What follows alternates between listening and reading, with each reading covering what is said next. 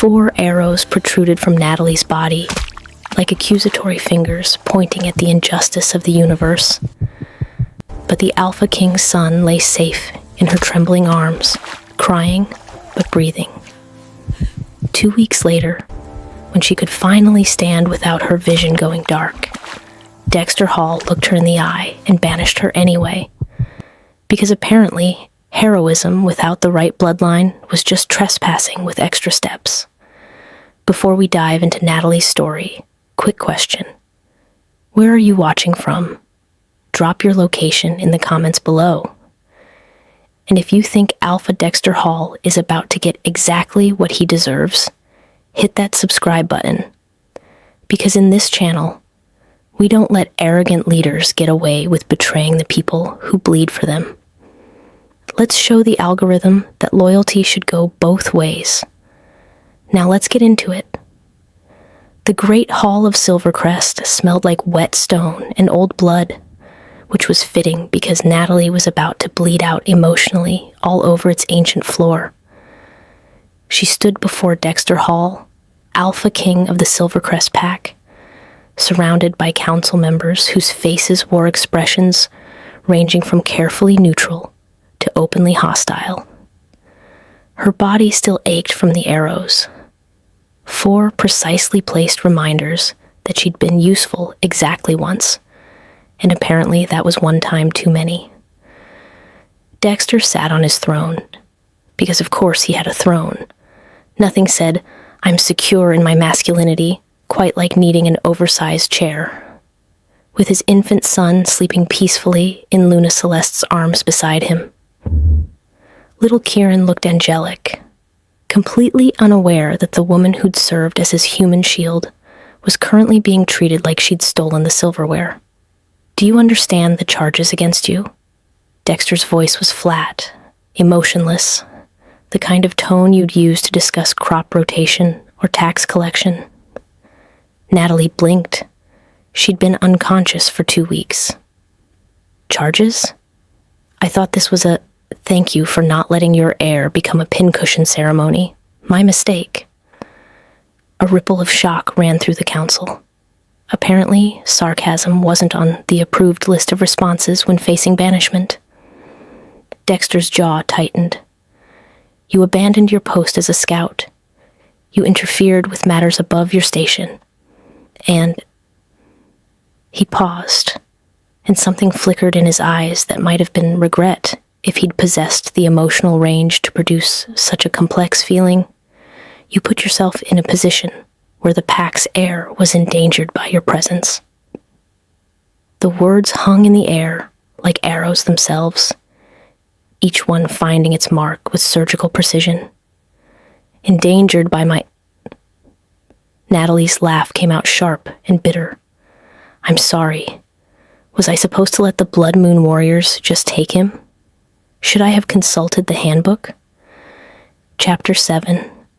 What to do when the heir you're not worthy to protect is about to be murdered.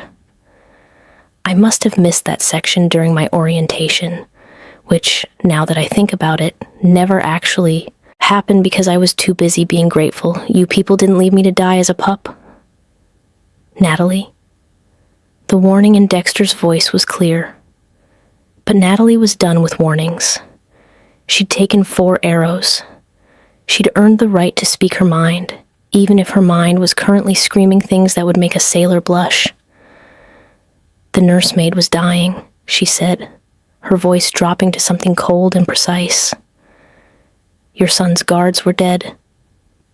3 Blood Moon Warriors, trained killers, in case you've forgotten what those look like, were seconds away from completing their mission. I was there. I had a choice. Intervene or let your heir die because I wasn't important enough to matter. So yes, Alpha, I abandoned my post. I abandoned it to save your son's life." Luna Celeste shifted in her seat, her arms tightening around Kieran. For a moment, Natalie thought she saw something like gratitude in the woman's eyes. But gratitude, like common sense, was apparently in short supply in the royal seating area. "The matter," Dexter continued, his voice harder now, is that you were out of position. If you had been where you were supposed to be, you might have given early warning. The attack might have been prevented entirely. The logic was so twisted, it could have won awards at a contortionist convention. I was exactly where I was supposed to be, Natalie said quietly. I was protecting your pack. That's what we all do, isn't it? Or is protection only valid when it comes from people you deem worthy? Councilman Roderick, a grizzled wolf who'd been old when Natalie was found as a pup, leaned forward. The girl has a point, Alpha. She saved the heir. Banishment seems. The decision is made. Dexter's words cut through the room like a blade. Natalie Campbell, you are hereby banished from Silvercrest territory. You have until dawn tomorrow to leave. If you are found within our borders after sunrise, you will be treated as a hostile intruder. The room went silent, except for the crackling of torches and the distant sound of rain against stone. Natalie stared at Dexter, searching for something, anything, that explained this madness. But his face remained carved from granite, handsome and cold and absolutely certain. Why? The word came out smaller than she'd intended. Just tell me why. For the first time, Dexter looked away. You're dismissed. And there it was, the real truth, not the fabricated charges about abandoned posts and endangered heirs. The truth was simpler and infinitely more cruel. She'd made him look bad. She, the foundling, the nobody, the runt who should have died in the snow, had saved his son when he couldn't. She'd been the hero in a story where he was supposed to be the protagonist. Some men could live with that, could swallow their pride and say thank you, could recognize that sometimes the universe didn't care about your title or your bloodline or your carefully constructed image. Dexter Hall, apparently, was not one of those men. Natalie straightened, ignoring the screaming protest from her still healing wounds. You know what the saddest part is? I would do it again. Every single arrow. Because that baby, she gestured to the sleeping Kieran, deserves better than a world where saving his life is a punishable offense. He deserves better than you.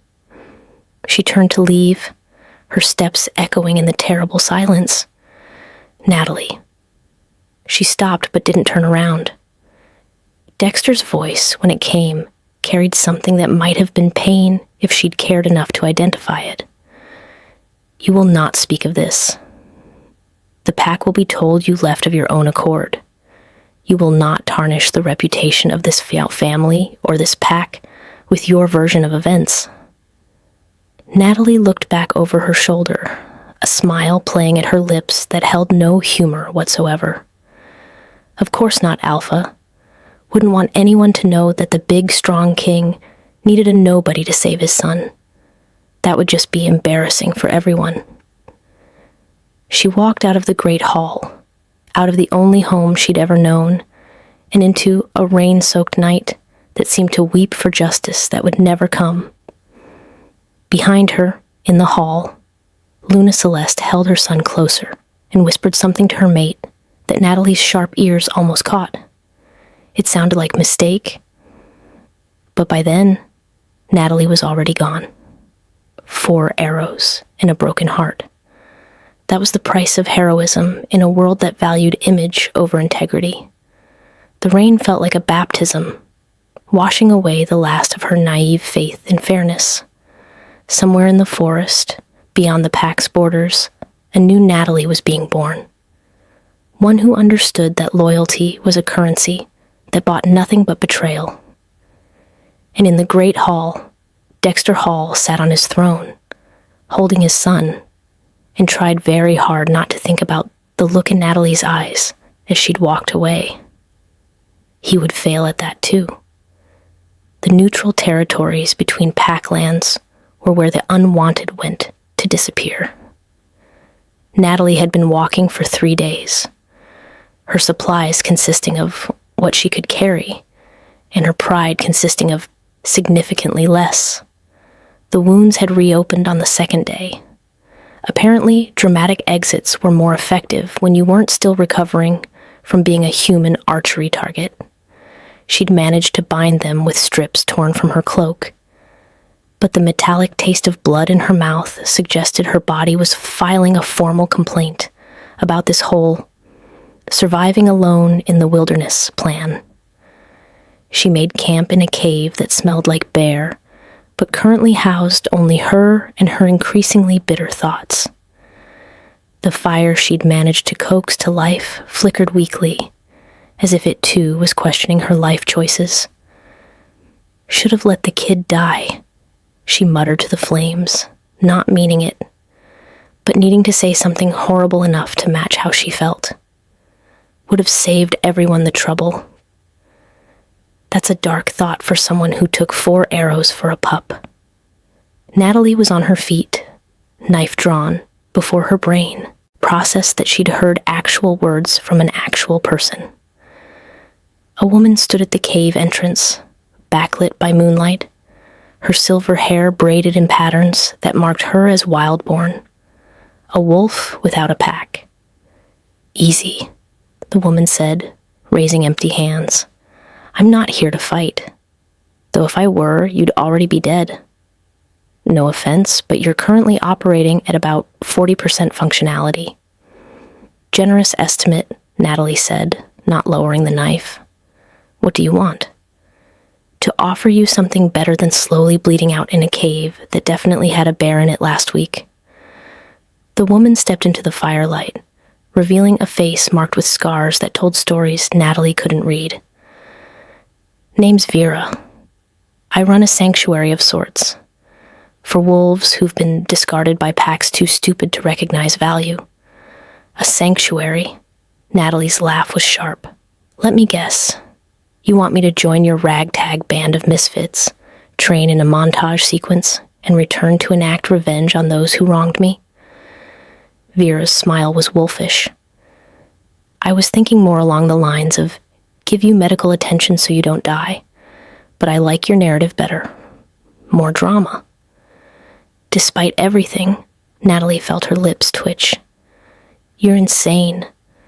I prefer committed to alternative life paths." Vera crouched by the fire, uninvited but somehow not unwelcome. "I heard about what happened. Word travels fast in the neutral zones. Foundling saves Alpha's heir, gets banished for her trouble. It's the kind of story that makes you wonder what the hell is wrong with pack leadership these days." "You heard wrong," Natalie said automatically, Dexter's command echoing in her head. "I left of my own accord." "Sure you did, and I'm the Queen of England." Vera poked at the fire with a stick. "Look, I'm not here to force anything, but you have 2 options. Come with me, get healed, figure out what you want to do with your life, or stay here, potentially die, and let Dexter Hall win." "Win what?" "The narrative. Right now, you're the tragic victim. Give it a few months, you could be something far more interesting. A survivor, a threat. Someone who reminds every pack out there that loyalty should be a 2-way street." Natalie sank back down, exhaustion pulling at her bones. "And what do you get out of this act of charity?" "Honestly, the satisfaction of watching powerful assholes realize they made a mistake." Vera's eyes glinted in the firelight. "Also, I need someone who can negotiate with badgers. Apparently, that's a rare skill." Despite the pain, despite the betrayal still raw in her chest, Natalie laughed. Actually laughed. "You heard about the badgers?" "Honey, everyone's heard about the badgers. You're a legend in diplomatic circles."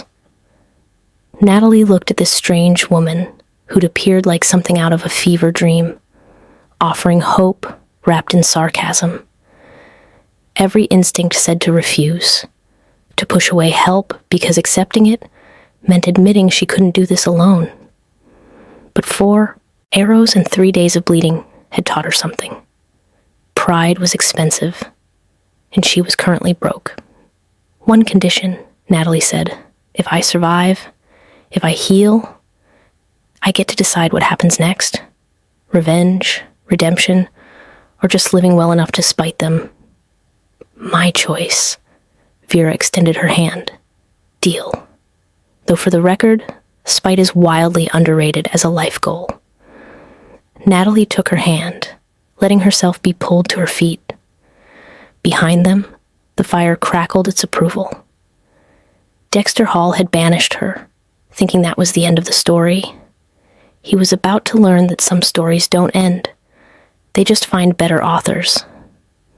6 months in Vera's sanctuary taught Natalie 3 things. Wounds healed faster when you stopped picking at them. Wild-born wolves knew how to party. And revenge was a dish best served with a comprehensive strategy and possibly a PowerPoint presentation. The sanctuary sat in a valley unclaimed by any pack. A collection of cabins, training grounds, and wolves who'd all been chewed up and spit out by the pack system. There was Cade, exiled for refusing an arranged mating. Isis, who'd been cast out for being too aggressive, which apparently was code for didn't let the males walk all over her. And about 30 others, each with their own story of how loyalty had been a one-way transaction.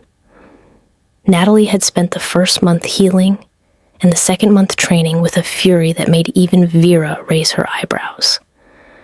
By month 3, she could take down wolves twice her size. By month 4, she'd stopped flinching when she heard Dexter's name. By month 6, she'd stopped thinking about him entirely, mostly. "You're brooding again," Vera said, finding Natalie on the ridge overlooking the valley. "You get this little crease between your eyebrows.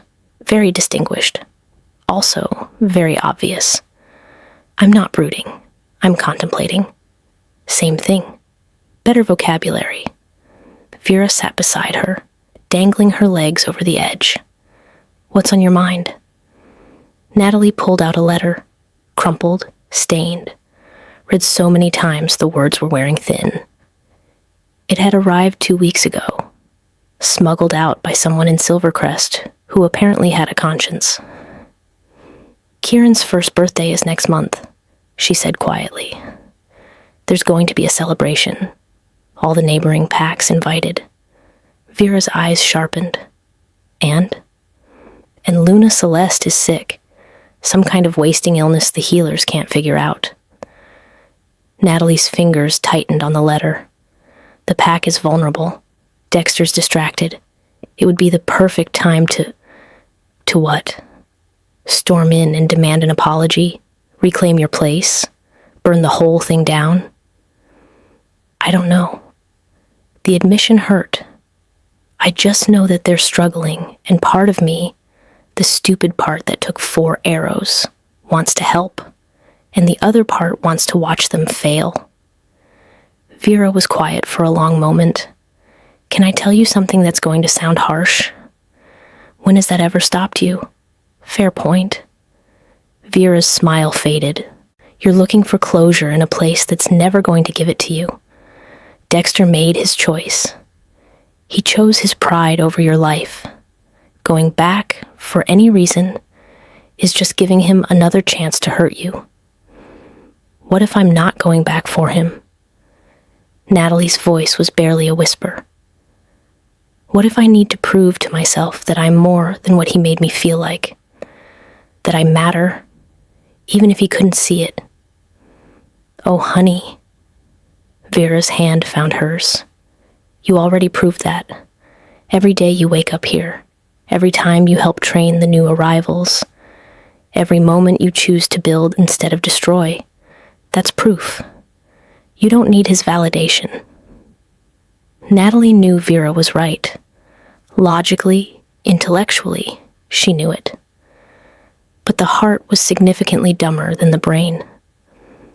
"The letter says something else," she admitted. "There have been attacks, Small ones, blood moon testing their defenses. They think she swallowed hard. They think there might be another major assault soon. Vera's expression went carefully neutral. And you're worried about Kieran. He's just a baby. He doesn't deserve to pay for his father's sins. No, Vera agreed, but he's also not your responsibility anymore. Dexter made sure of that. The sun was setting, painting the valley in shades of gold and crimson. Somewhere in that sanctuary were wolves who'd become her family in ways Silvercrest never had. People who valued her, not despite her origins, but without ever thinking about them at all. And yet, I need to know, Natalie said finally. I need to see it for myself. If they're really in danger, if Kieran... She stopped, frustrated by her own inability to let go. After everything, I still care. How pathetic is that? It's not pathetic, Vera said softly. It's human. Well, Wolf, you know what I mean. She stood, brushing dirt from her pants. If you're going to do this, do it smart. Intelligence gathering only. You observe, you assess, you leave. No heroics. No heroics, Natalie agreed. They both knew she was lying. Natalie returned to Silvercrest territory on the night of Kieran's first birthday, wearing shadows like a second skin, and carrying exactly zero faith in her own decision-making abilities. The celebration was in full swing. Torches blazing, music drifting through the trees, the scent of roasted meat making her stomach clench with memories of celebrations she'd once been part of, if only from the margins. She moved through the forest like smoke, using every skill she'd honed over 6 months to remain undetected. The perimeter guards were sloppy. She counted 4 points where someone could slip through unnoticed, which was 4 points too many if Blood Moon was really planning an attack. Old Natalie would have reported this. New Natalie just filed it away under not my problem anymore. She found a vantage point in an ancient oak, its branches thick enough to hide her while giving a clear view of the celebration below. And there he was, Kieran, toddling between guests on unsteady legs, his dark hair curling around his ears, laughing at something an elder was showing him. He was alive, thriving, completely unaware that the woman who'd bled for him was watching from the trees like some kind of creepy guardian angel with boundary issues. He looks happy, a voice said behind her. Natalie spun, nearly falling from the branch, to find Luna Celeste perched on another limb like she'd been born there. The Luna looked thin. The letter hadn't exaggerated her illness, but her eyes were sharp and knowing. Don't scream, Celeste said calmly. I'm not here to turn you in. Could have led with that before giving me a heart attack, Natalie hissed, her pulse still racing. How did you even... I've been watching for you. Celeste's smile was tired. I knew you'd come. You're too good to stay away when you think someone needs help. She paused. Even someone who doesn't deserve it. The words hung between them, heavy with meaning. I just wanted to see that he was safe, Natalie said. That's all. Liar. But Celeste's voice held no malice. You wanted to see if we were managing without you. If Dexter regretted his choice. If the pack has fallen apart in your absence. She shifted, wincing slightly. For what it's worth, the answer is yes to all three, though he'd never admit it. Natalie's throat tightened. Your illness is a symptom, not the disease. Celeste's eyes were ancient, despite her youth. The pack is sick, Natalie. It's been sick for a long time. Dexter rules with strength, but not wisdom. He values image over substance. And now, she looked down at her son. Now I fear what kind of man Kieran will become with only his father's example. That's not my concern anymore. Isn't it? Celeste leaned forward, intense. You took 4 arrows for him. That kind of sacrifice doesn't just evaporate because you were treated unjustly. You care. It's who you are. Who I was, Natalie corrected. I'm different now. Are you? Because from where I'm sitting, you're still the same woman who put herself between a child and danger. You're just angrier about it. Celeste coughed, and for a moment, she looked fragile as spun glass. The blood moon attacks. They're not random. Someone's feeding them information. There's a traitor in Silvercrest. The words hit like a physical blow. Does Dexter know? He suspects, but he doesn't know who to trust anymore. Paranoia is eating him alive, and he's making decisions based on fear instead of strategy. Celeste's hand trembled as she gripped the branch. When Blood Moon comes, and they will come, Kieran will be their primary target again. Dexter can't protect him. He's spread too thin, trusting the wrong people, and too proud to ask for help. Why are you telling me this? Because you're the only one who's ever put my son's life above politics, above pride, above everything. Celeste's eyes glistened. I'm dying, Natalie.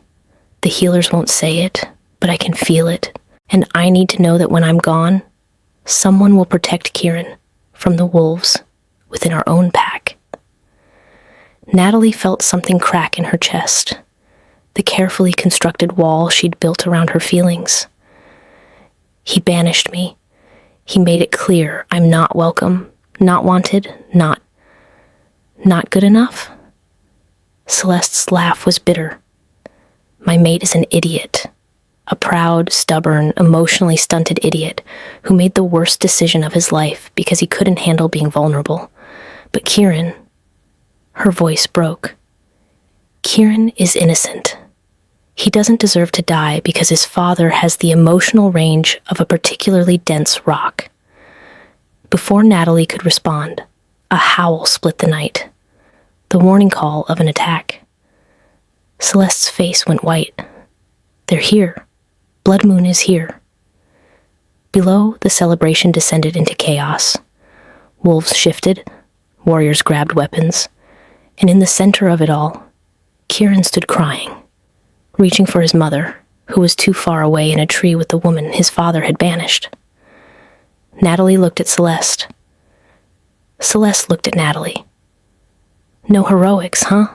Natalie muttered. Then she jumped. Natalie hit the ground running, literally, her body moving on pure instinct toward the crying child in the center of chaos. Blood Moon warriors poured through those sloppy perimeter points she'd noted earlier, dozens of them, organized and deadly, cutting through Silvercrest's disorganized defense, like a hot knife through butter that had somehow convinced itself it was made of steel. She reached Kieran half a second before a Blood Moon warrior did, scooping him up and rolling behind an overturned table as an axe buried itself where the child's head had been moments before. "Hi, sweetheart," she gasped, checking him for injuries. "Remember me? Probably not. You were basically a potato last time we met. A very important potato." Kieran stared at her with Dexter's dark eyes, his crying reduced to hiccuping sobs. Then, impossibly, he smiled. "Duh," he said hopefully. "Not even close, buddy, but I'll take it." She peered over the table, assessing escape routes. The main fighting had moved toward the eastern perimeter, which meant if she could get Kieran to the safe house near the western. Natalie. She froze. That voice, the one that haunted her dreams and occasionally her nightmares, depending on how much she'd had to drink the night before. Dexter stood 10 feet away, blood spattered and breathing hard, staring at her like she was a ghost. Which fair? She was supposed to be long gone and definitely not currently holding his son behind furniture at his child's birthday party, turned massacre. "Evening, Alpha," she said, her voice dripping with sarcasm she absolutely did not have time for. "Lovely party. The ambush really adds atmosphere. How did you..." He seemed unable to finish a sentence, which was oddly satisfying. Questions later. Survival now. She stood. Kieran clutched to her chest. "Your perimeter's garbage. There's a traitor in your pack. And if you want your son to live to see his second birthday, you'll shut up and follow me."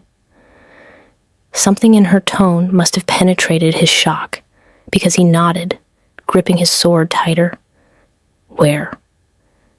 "Safe house, Western Edge, and Dexter?" She met his eyes. "Try to keep up." They moved as a unit, Natalie leading with Kieran, Dexter guarding their backs, cutting down any Blood Moon warrior stupid enough to pursue. It was almost like the old training exercises, except with more mortal peril and significantly more emotional baggage. They were 50 yards from the safe house when Natalie saw him. Councilman Roderick, the one who'd spoken up for her at her banishment, signaling to Blood Moon warriors, directing them toward the safe house. The traitor. "Dexter," she said quietly. "Don't react. But Roderick..." "I know." His voice was hollow. "I've known for weeks. I've been trying to catch him in the act, gather evidence. Well, congratulations. Consider this your evidence." She shifted Kieran to one arm, drawing her knife with the other. "Can you get him to the safe house?"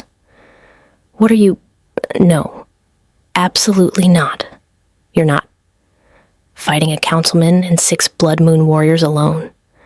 She smiled, and it was not a nice expression. "Relax, Alpha. I've gotten significantly better at not dying since you last saw me. Now take your son and go." For a moment, she thought he'd refuse. Then Kieran reached for his father, crying, "Da!" with actual accuracy this time, and Dexter's face crumbled. "I'm sorry," he whispered, taking Kieran. "Natalie, I'm so..." "Save it. You can grovel after your pack isn't being slaughtered." She pushed him toward the safe house. "Go." He went. Natalie turned toward Roderick and his Blood Moon allies, cracking her neck. 6 months of training, 6 months of rage, 6 months of being told she wasn't good enough. All of it focused into a single, crystalline purpose. "Gentlemen," she said pleasantly, "shall we dance?" What happened next would become legend in the neutral territories. The foundling who'd been banished returning like an avenging angel, taking down a traitor, and 6 trained warriors with nothing but a knife, tactical brilliance, and what witnesses would later describe as truly impressive audacity. When the dust settled and Blood Moon retreated, their plan foiled, their inside man exposed and very dead, Natalie stood in the center of the carnage, bleeding from a dozen wounds, but very much alive. Dexter found her there, Kieran safely stashed in the safe house with Celeste, who'd somehow made it down from the tree. "You came back," he said, like he couldn't quite believe it. "Don't get used to it." She swayed slightly, adrenaline wearing off. "Your Luna asked me to, for Kieran. Not for me, especially not for you." But her voice lacked conviction. Dexter stepped closer, and for the first time since she'd known him, his mask cracked completely. "I was wrong. About everything. You saved my son. Twice. Saved my pack. And I repaid you with banishment, because I was too proud to admit that you were better than me. Braver. Stronger. Everything an alpha should be." His voice broke. "I don't deserve your forgiveness, but I'm begging for it anyway." Natalie looked at this man who'd broken her heart, destroyed her life, and then watched her fix his mistakes anyway. She thought about Vera's sanctuary, about the wolves who'd become her real family, about the life she'd built from the ashes of his rejection. "Here's what's going to happen," she said finally. "You're going to reform this pack. Real reform, not just words. You're going to value people for their actions, not their bloodlines. You're going to teach Kieran that strength means protecting those weaker than you, not just crushing them under your heel." She stepped closer, looking up at him. "And you're going to do it without me, because I don't need Silvercrest anymore. I never did. Natalie, but," she continued, "I'll come back for Kieran's birthdays to make sure you're keeping your promises, to remind you what happens when you forget that loyalty should go both ways." She smiled, genuine this time. "Consider me your conscience, Alpha, the ghost of your biggest mistake." Dexter looked like he wanted to argue, to beg her to stay, to somehow undo 6 months of consequences with pretty words. Instead, he knelt, the Alpha King, on his knees in the mud, and bowed his head. "Thank you. For my son, for my pack, for being everything I failed to be." Natalie touched his shoulder briefly, a benediction and a goodbye. Then she walked away from Silvercrest for the second time, heading back to the sanctuary, to Vera, to the family she'd chosen and who'd chosen her back. Behind her, Kieran's laughter drifted through the night air, pure and bright and alive. Some arrows left scars, some betrayals left lessons. And sometimes, the best revenge was simply being too magnificent for the people who'd underestimated you to ever forget it. What do you think? Is true strength found in seeking revenge or in building something better than what broke you? Drop your thoughts below. Because Natalie's story might be over, but the conversation is just beginning.